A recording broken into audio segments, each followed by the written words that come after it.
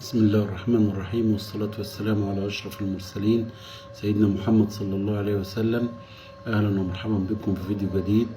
النهاردة بنقول الفيديو بعنوان ألف مبروك للنادي الأهلي السوبر رقم 15 والمباراة الكبيرة اللي عملها.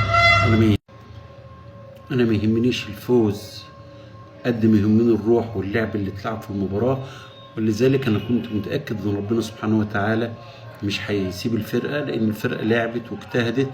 ودايما مطلوب من اللعيب أو أي حد بيشتغل إنه يعمل اللي عليه.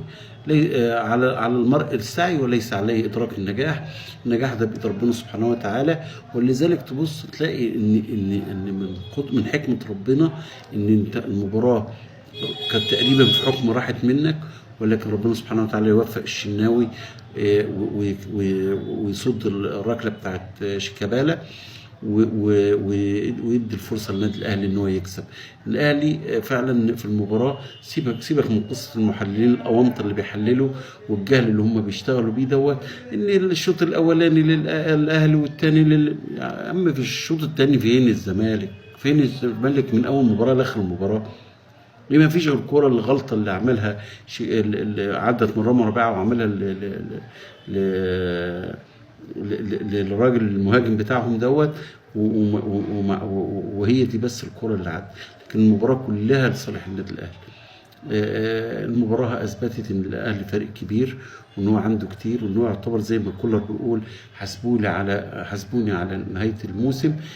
واثبت كمان ان يحيى عطيه الله لعيب كبير جدا، وان هو هيبقى له مستقبل مع النادي الاهلي، وان هي اخرست الناس كتير المغرضين، وان هي اثبتت كمان ان الشناوي حارس عملاق، حارس ليه وزنه وليه تقله، وان النادي الاهلي باذن الله يكون منافس قوي، وان هو يستعد للمباراه القادمه، مباراه نادي العين.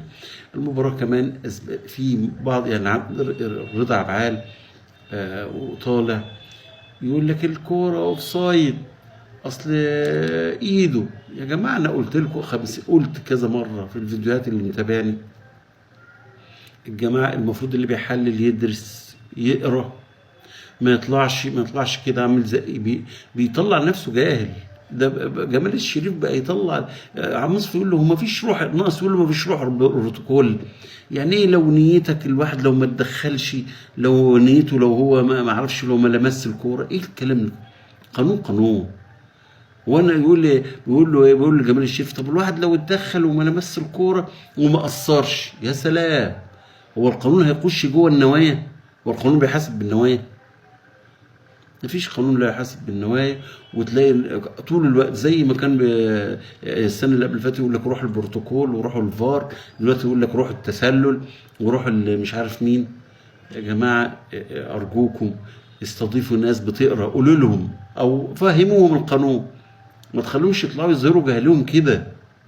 بيصعبوا عليا والله، يعني بيصعبوا عليا. انا واحد زي ابن عبال ده يقول للحكم ايه بتاع سيد مراد بتاع الاتحاد الافريقي، يقول له ايده اهي، ايده مغطيه، يقول له يا عم الايد مش اوف سايد، يقول له لا ده ايده اهي. والقانون والفار ده قران، او القوانين قران. يا عم ما حدش قال لك القران، بس ده قانون محط، مش هاجي انا اللي اغيره واقول لك ده مش قران. لا ابعت يا عم شكوى للاتحاد الدولي، خلوهم يجتمعوا ويغيروا القانون ده، وخلوا الايد ما تبقاش متسلة عشان خاطر الهدف بتاعك. جهل.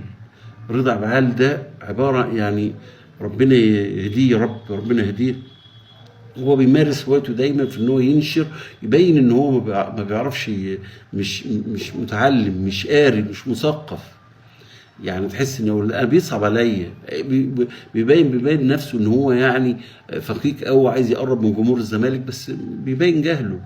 ازاي بتميل يقول لك الايد، ما الايد اهي مغطيه. يعني يا عم ايد ما فيش ايد بتحسب تسلل. يقول لا يعني كان الفار قران وانا اللي هغير يا. طب يجيب له الكوره بتاعت بيراميدز يقول لك لا ده هي اصل الفار 100. ايه ده؟ المحللين دول يا جماعه لازم تلاقي كمان بعد المباراه مفيش منطقيه خالص. ميدو طالع، الشيخ ميدو، انا بسميه الشيخ ميدو، طالع يقول للمتنبي، بيقول وعند الله تجتمع الخصوم. هو عند الله تجتمع الخصوم معاك انت بس؟ طب والخصومه ديت مع الضابط اللي ضربته ده ماليش حق؟ ماليش، دي مش خصومه؟ فبشكركم واتمنى يكون الفيديو عجبكم، والسلام عليكم ورحمه الله وبركاته.